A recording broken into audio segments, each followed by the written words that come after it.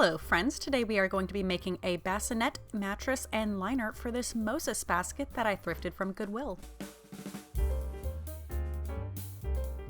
We're lining it up to where it's at the halfway point, just kind of like pushing it in to get those creases. Where it gets those creases, that's actually needing to go here.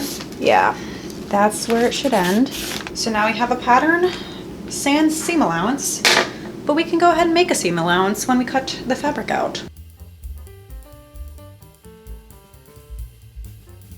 I started by ironing out my fabric. I am using this yard of pink quilted fabric and a cute flannel animal print fabric, so this is going to be fully reversible. I laid my fabric on top of each other and cut our pattern with a 1/2 inch seam allowance. I probably should have cut out a full inch or so to account for the batting for the mattress puffing up the fabric. So if I were to remake a similar project, I would just keep that in mind.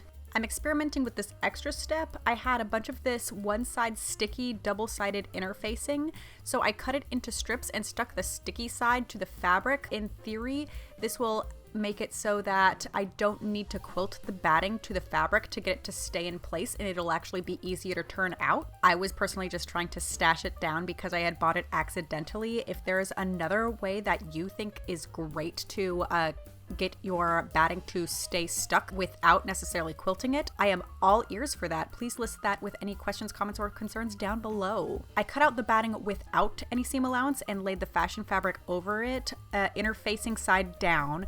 I ironed the fashion fabric to melt the interfacing to the batting to fuse them together because the fashion fabric is cotton and can take a higher heat while the batting is polyester and will melt. Should I have used a pressing cloth so that I don't risk getting iron marks on the cute animals? Yes. Did I? No. Of course, I would have to recommend using a pressing cloth yourself. Do as I say, not as I do. I sewed the fabric right sides together, leaving a couple inches opening at the bottom to turn it inside out. The 1/2 inch seam allowance wasn't quite enough to make sure the batting would stay out of the way of the presser foot, and the presser foot does not like messing with the batting.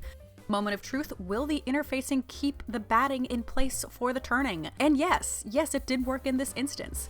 Now I just hand stitched the hole closed and the mattress is done. I did tiny whip stitches instead of the invisible stitch for this, and any visible stitches are lost in the mattress poofiness. I cut my ribbon into 2-foot strips by folding it over at the 0 mark and pulling it up to the 1-foot mark, and I just thought that this was going to be easier to do with the rotary cutter than scissors. I had to piece together my fabrics to get long skinny strips for the lining. I made my pattern pieces pretty similar to the mattress one. I measured the curves by creasing out a piece of paper and thought it was just easier to use a rotary cutter for this piece as well. I did forget to add seam allowance for this one, but I mean, it's not gonna have any batting in it, and it's just the liner. I got the fabric sewn together at the center back, and here's where I messed up with the ribbons. You see how I'm sewing the fabric right sides together with the ribbons on top?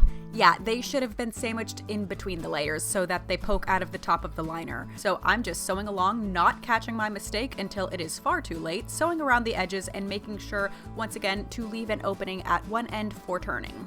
We're just going to pretend like I didn't sew the ribbons on the wrong side of the bassinet liner thingy, and that I did it perfectly, and that I did not have to cut off the ribbons and then sew the ends back together, then top stitch them onto the pink side of the bassinet liner.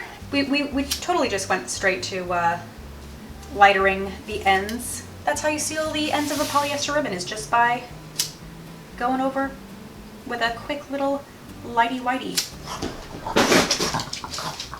This is not yours.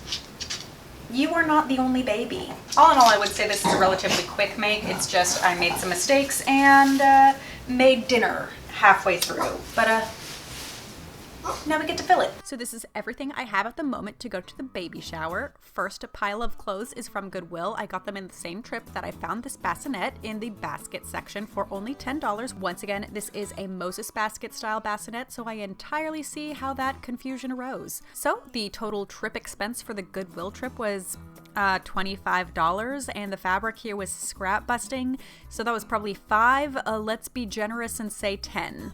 Then we have our handmade goodies. If you want to see a little bit more about those, I have 2 knitting podcasts where I talk about those blankets and lovey and the sweaters, and I will have those iCards linked above. And keep an eye out for any future knitting podcasts where I talk about what else I am putting in this basket because more items were made. But what do you think about my work and process? Leave any questions, comments, or concerns down below. If you liked this video, feel free to give it a thumbs up. I post on Fridays, but not every Friday, so if you enjoyed this, please give this video a thumbs up, subscribe, and hit that little bell icon so you know when I actually do post.